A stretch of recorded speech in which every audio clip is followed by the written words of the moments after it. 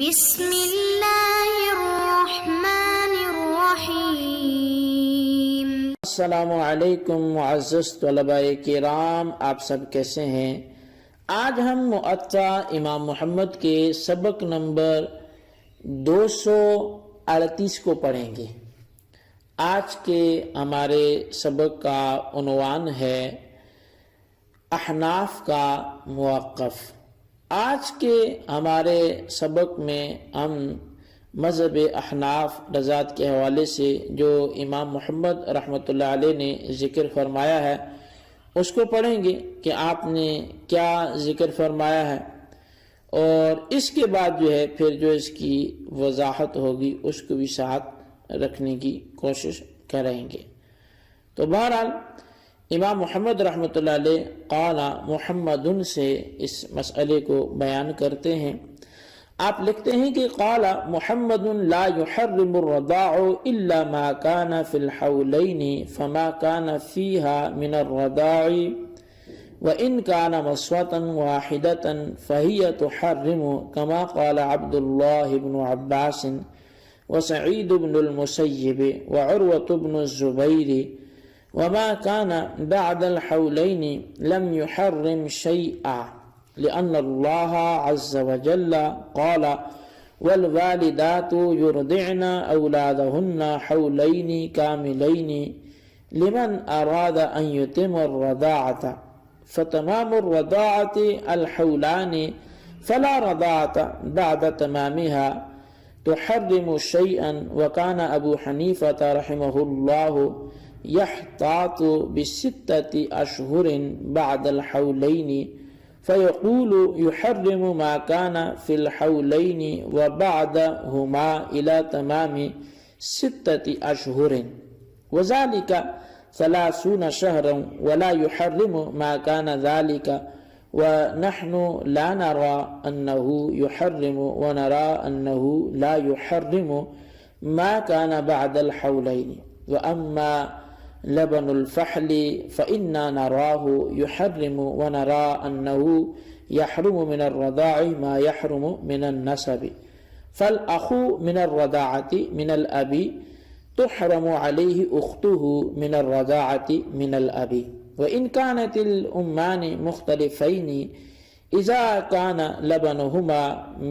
من رجل واحد، كما قال ابن عباس اللقاح واحد، فبهذا نأخذ وهو قول ابی حنیفہ رحمۃ اللہ علیہ۔ طویل عبارت میں امام محمد رحمۃ اللہ علیہ نے مذہب احناف کو ذکر کیا، چونکہ طویل باب تھا۔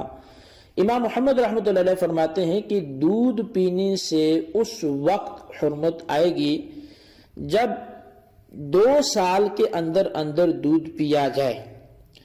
ان 2 سالوں میں اگرچہ کسی نے ایک ہی مرتبہ دودھ چوسا تب بھی حرمت آ جائے گی، جیسا کہ حضرت عبداللہ بن عباس، سعید بن مسیب اور عروہ بن زبیر رضی اللہ عنہم نے فرمایا ہے۔ اور دودھ جو 2 سال کے بعد پیا جائے وہ دودھ، تو اس سے کسی قسم کی حرمت نہیں آئے گی، یعنی حرمت مساہرت، اس لیے کہ اللہ تعالیٰ نے فرمایا میں اپنے بچوں کو 2 سال مکمل دودھ پلائیں۔ یہ اس کے لیے حکم ہے جو دودھ مکمل عرصے تک پلانا چاہتا ہے۔ تو خیر معلوم ہوا کہ دودھ کی پوری مدت وہ 2 سال ہے۔ 2 سالوں کے بعد دودھ پلانا، وہ پینا یا پلانا، یہ وہ نہیں ہوگا جس سے حرمت مساہرت ثابت ہو جائے اور محارم کے زمرے میں بندہ داخل ہو جائے۔ امام اعظم امام ابو حنیفہ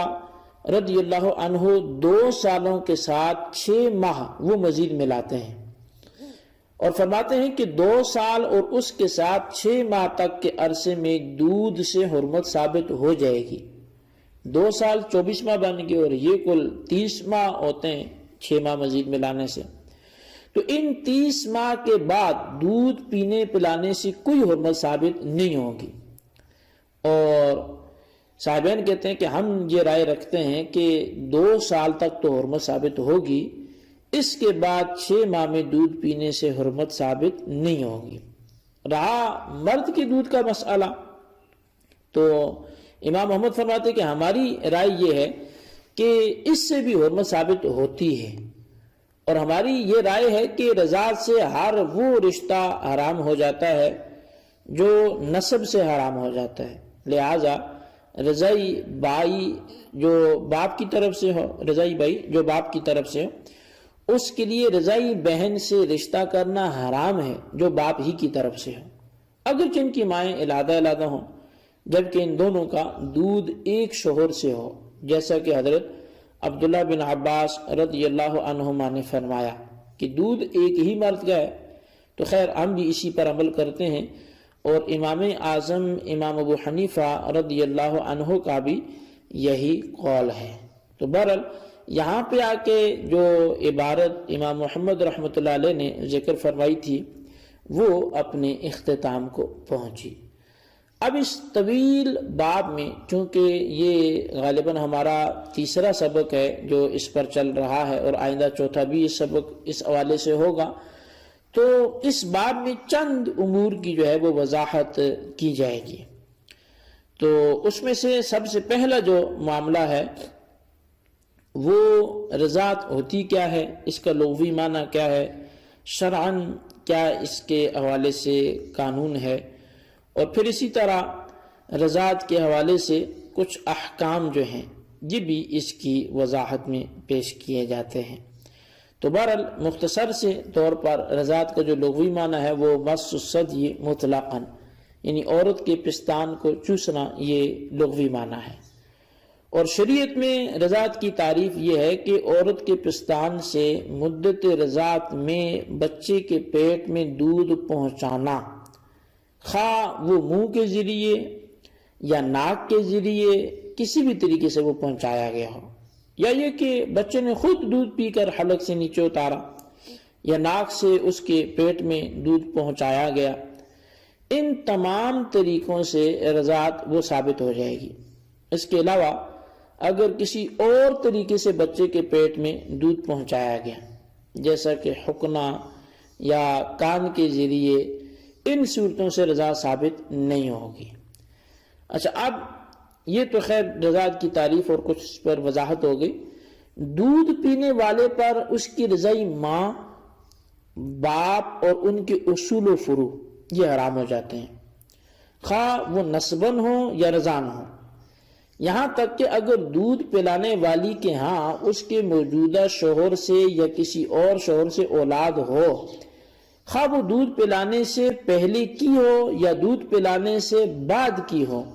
یا وہ کسی اور بچے کو دودھ پلائے، یا دودھ پلانے والی کے شوہر کی کسی اور بیوی سے اولاد ہو، وہ اس کو دودھ پلانے سے پہلے کی ہو یا بعد کی ہو، یہ سب دودھ پینے والے کے بھائی بہن ہوئے، اور ان کی اولاد ان کے بہن بھائیوں کی اولاد ہے۔ دودھ پلانے والی کے شوہر کا بھائی ان کا چچا ہے، اور اس کی ہمشیرہ ان کی پھوپھی ہے، اور دودھ پلانے والی کا بھائی ان کا ماموں ہے، اس کی بہن ان کی خالہ ہے۔ تو اسی طرح دادی جو ہے، دادا اور نانی نانا وغیرہ، یہ سارے رشتے ہیں۔ اس سے سسرالی رشتوں کی حرمت بھی ہو جاتی ہے، یہاں تک کہ دودھ پلانے والی کے شوہر کی ہر بیوی دودھ پینے والے پر حرام ہو جاتی ہے،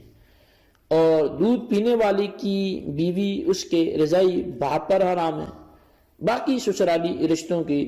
تفصیل بھی جو ہے وہ اسی طرح سے ہے۔ ہاں، 2 مسئلوں میں اس کے برخلاف ہے۔ پہلی بات یہ کہ نسب میں بیٹے کی بہن سے نکاح جائز نہیں ہے، لیکن رضاعت میں جائز ہے، کیونکہ نسب میں بیٹے کی بہن یا بیٹی وہ ہوگی، یا اس کی جو ہے وہ اگر یہ نہ بھی ہو تو یہ دونوں جو ہے وہ نسباً حرام ہی ہیں، مگر رضاعت میں رضائی بیٹے کی بہن اس کی حقیقی بہن ہوگی یا رضائی ہوگی، اور ان دونوں میں سے رضائی باپ کا کوئی رشتہ بھی نہیں ہوگا۔ اسی طرح نسبی بھائی کی بہن سے نکاح جائز نہیں ہے، لیکن رضاعت میں جائز ہے، کیونکہ وہ یا تو صرف ماں کی طرف سے بہن ہوگی،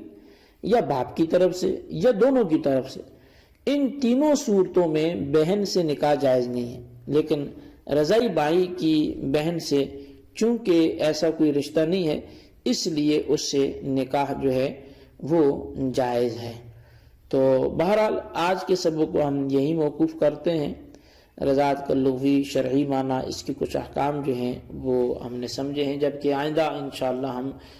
رضاعت کے ثبوت، اس کی مقدار، مدت رضاعت کی تحقیق کیا ہے، بالغ کے دودھ پینے کا مسئلہ کیا ہے، تو یہ ساری جو مسائل ہیں وہ ہم آئندہ سبق کا حصہ بنائیں گے۔ اللہ تبارک و تعالیٰ سے دعا کرتے ہیں جو ہم نے پڑھا سنا اسے یاد رکھنے کی توفیق نصیب فرمائے۔ آمین بجاہ النبی الامین صلی اللہ علیہ وسلم۔